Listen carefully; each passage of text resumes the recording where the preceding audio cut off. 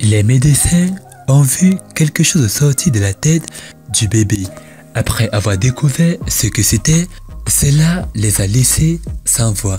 Bonsoir et bienvenue à tous, chers éclaireurs. Aujourd'hui, dans cette nouvelle vidéo, nous allons vous raconter l'histoire de Dustin et Sierra Yoder. Alors si vous êtes prêts, on commence. Mais tout d'abord, voici la question du jour. 2 multiplié par 0 plus 9 moins 1 multiplié par 0 moins 1 est égal à combien? Réponse A, 0. Réponse B, 4. Et réponse C, 3. À vos claviers, la réponse sera donnée à la fin de la vidéo. Alors comme d'habitude, bon visionnage. Avant de commencer, n'oubliez pas de vous abonner et d'activer la cloche de notification, car cela va vous permettre de ne pas manquer nos prochaines vidéos. C'est parti.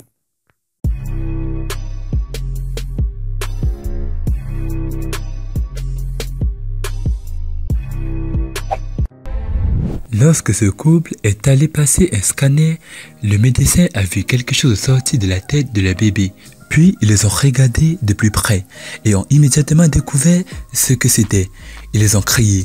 Lorsque Dustin et Sierra Yoder se sont rencontrés, c'était le coup de foudre. De plus, ils adoraient tous les deux les enfants et cela les aidait à se lier davantage.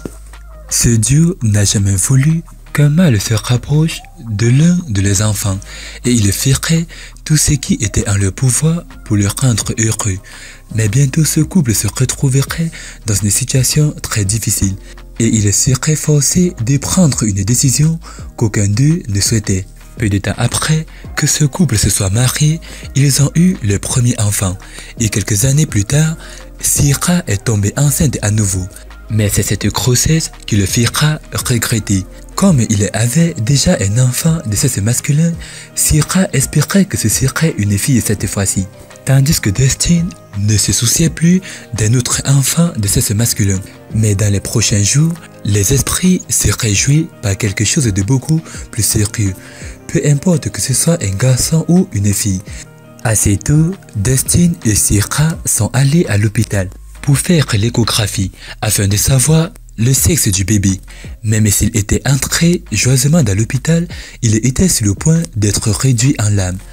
En se rendant à la salle d'échographie, Dustin et Sierra avaient le siège et se tenaient la main. C'était un moment de bonheur qui, dans les prochaines secondes, sera rempli de douleur et de peur. Après avoir examiné le scan, le technicien en échographie a levé les yeux vers le couple et a dit que c'était un garçon immédiatement. Ils ont entendu que Dustin avait crié de joie et Sierra avait totalement oublié ses envies d'une petite fille. Elle a immédiatement commencé à imaginer l'enfant à naître, se jumelant avec son frère aîné. Mais la prochaine chose qui s'est produite ensuite a rendu toutes ces douces pensées inutiles. Dustin et Sierra se prélassent encore dans l'euphorie du mouvement quand ils entendent le technicien dire « Oh mon Dieu, qu'est-ce que c'est ?» qu'ils ont su tout de suite que quelque chose n'allait pas. Le technicien a ensuite amené le couple au bureau d'un neurochirurgien après avoir examiné le résultat du bébé à naître. Pendant que Dustin et Sierra attendaient avec impatience de connaître le sort, environ 30 minutes plus tard, le médecin est retourné au bureau. Dustin et Sierra se sont levés avec crainte. C'était l'heure du jugement. Secrètement, ils souhaitaient tous les deux que ce qu'ils allaient entendre ne soit pas critique. Mais malheureusement, c'était après leur avoir demandé de s'asseoir que le chirurgien le plus proche a révélé que le fils avait une encéphalocèle, une anomalie du tube neural dans laquelle il y avait une salie en forme de sac du cerveau et des membranes à travers les ouvertures du crâne. Le médecin a alors dit au couple que c'était un assez mauvais état et que les victimes avaient peu de chances de suivi. Immédiatement, après avoir entendu cela, les yeux pleins de larmes, Dustin a lentement demandé si le garçon y arriverait. La réponse du médecin a figé le temps. Nous avons dit aux parents que le garçon ne s'en sortirait pas et que même s'il le faisait, il ne serait pas compatible avec la vie. Il serait préférable que vous reteigniez la grossesse, a dit le médecin. Le couple s'est agité à sa suggestion, maintenant qu'il était pris entre un rocher et un endroit difficile. S'il abandonnait cet enfant qu'il n'avait pas vu, serait-il sage de le mettre au monde en sachant qu'il ne vivrait que dans la douleur et l'inconfort? Après avoir réfléchi pendant un moment, au milieu des larmes, le couple a dit que nous allions le sortir et il ne savait pas qu'il venait de faire la plus grosse erreur de la vie. Une nuit, avant la date prévue de l'avortement, Syrah était agitée, elle pouvait sentir le garçon donner des coups de pied à l'intérieur d'elle. Elle n'était pas sur le point de faire quelque chose pour lequel elle se détesterait. Alors elle est partie dans la chambre de Destine et a tenu ses mains.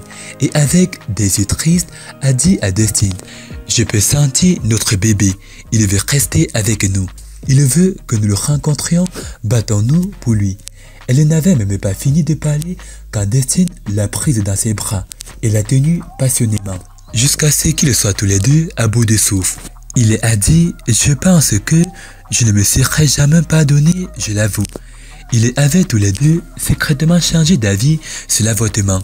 Cette nuit-là, ils ont décidé de garder l'enfant, même s'ils savaient qu'il ne vivrait pas. Mais c'était la bonne décision. Alors pour le reste de la grossesse, ils sont préparés à dire au revoir au garçon quelques mois plus tard. La poche d'eau de Syrah s'est baissée et Destine l'a précipité à l'hôpital. Il a contacté d'autres parents et tout le monde s'est précipité au centre de santé. Alors il pourrait être avec le garçon quand la vie quitterait son corps. La salle d'attente était remplie d'émotions, pas de chagrin, mais de joie. Nous avions tous convenu de garder un sourire sur nos visages, même si nos cœurs faisaient mal. Nous nous sommes promis de sourire. Les médecins m'ont demandé de pousser. Je savais à l'extérieur de la salle d'opération que mon fils, mon mari et mes proches souriaient. Ils m'ont forcé et je l'ai poussé fièrement. Et heureusement bientôt le bébé sera là. Benley est né et les infirmières l'ont rapidement enveloppé et l'ont donné à ses parents. Ils ont demandé à tous les parents de venir. Son frère aîné, qui n'avait que 3 ans, s'est précipité et a touché les cheveux de son petit frère avec soin. « Je vais t'apprendre à jouer dans des jeux vidéo. Je vais te donner tous mes jouets quand nous rentrerons à la maison. » Quand tout le monde a entendu les paroles du pauvre garçon, ils ont presque éclaté en sanglots. Ce petit garçon avait tellement d'espoir et ne semblait pas comprendre que son frère pouvait mourir à tout moment. Au moment où toute la pièce était en proie à la peur et au chagrin, quelque chose d'autre était plus étonnant. Benley était très actif et pleurait comme n'importe quel autre enfant en bonne santé. Ce moment était comme une torture. Pourquoi n'avait-il pas du mal à respirer? Pourquoi ses yeux n'étaient-ils pas fermés? Devrions-nous élever nos espoirs? Et si nous le faisions et qu'il passait la minute suivante? C'était une torture absolue. Destine dit, mais à chaque seconde qui passait, Benley a continué à prouver qu'il était venu pour rester. Mais pour combien de temps? Chaque membre de la famille s'est relayé pour dire des mots d'adieu au garçon. Mais à la grande surprise de tout le monde, les heures se sont transformées en jours et en semaines. Et Benley était toujours en vie. Pour le ramener à la maison où il a été placé en soins palliatifs, quand nous sommes rentrés à la maison pour la première fois, j'ai vu une lueur d'espoir dans les yeux de Destine. Mais j'avais toujours peur. Était-ce le bon chemin? Chaque nuit, ni Destine ni Syrah n'ont bien dormi. Il avait peur qu'il se réveillait un matin et se rendait compte que le garçon était parti. Mais Benley a continué à se battre. Il était déterminé à terminer la course. Des mois sont passés et ce champion était toujours en vie et se portait bien. C'est à ce moment-là que ses parents ont rassemblé toute la force qui leur restait et ont décidé de se battre. Ils ont osé espérer qu'il allait maintenant arrêter d'attendre que le temps suive son cours. À la place, il ferait tout ce qui était nécessaire pour aider le garçon. Alors Destine et Syrah ont fait des recherches approfondies sur les centres de santé qui pourraient aider le garçon. Après une recherche longue et fatigante, ils se sont retrouvés à l'hôpital pour enfants de Boston ici. On leur a dit qu'il y avait un moyen d'adapter le cerveau du garçon qui se développait à l'extérieur de sa tête dans son crâne. Il était sur le point de rire et de crier victoire. Le jour de l'opération est arrivé et Bentley a été amené dans la salle d'opération. Dustin et Sierra ont attendu à l'extérieur le résultat de l'opération. Et c'était un moment froid. Tous les deux ne se sont pas adressés la parole. Ils sont juste restés assis à regarder dans le vide pendant que le cœur faisait des prières. Les médecins leur avaient dit que c'était une chance de suivi de 50 à 50. Le garçon peut le faire, tout comme il ne peut pas. Bien que ses parents ne le sachent pas encore, à l'intérieur de la salle d'opération, ce garçon s'est avéré être un combattant. Une fois de plus, 5 heures plus tard, le chirurgien en chef est sorti et a informé le couple que l'opération avait réussi. Plus tard dans la soirée, il a finalement ouvert les yeux et ses parents sont allés le voir. Alors qu'il regardait le petit garçon, il était si reconnaissant de ne pas l'avoir abandonné. Il avait l'air si beau et paisible. Ses yeux contenaient tellement de vie, nous savions qu'il avait beaucoup à donner au monde. Dustin a dit, certaines des semaines après l'opération, Bentley a été libéré et le garçon a continué à se rétablir dans le futur. Mais ses parents pensent que Bentley est capable de résister à la tempête. Nous n'avons pas peur de l'avenir. Bentley est un combattant et est prêt à montrer au monde entier que nous courons toujours vers lui chaque fois qu'il aura besoin de nous. Bentley a maintenant 7 ans et continue de surprendre ses parents avec son intelligence et sa force de vivre. Il est plein de sourires et il est juste un enfant heureux. Je suis juste content que ses parents lui aient donné une chance dans la vie. Merci d'avoir regardé la vidéo. C'était Amel de la chaîne YouTube La Torche du Monde. Partagez cette vidéo au maximum. Et bah, quand c'est la question, la réponse est 4. Félicitations à tous ceux qui ont trouvé la bonne réponse.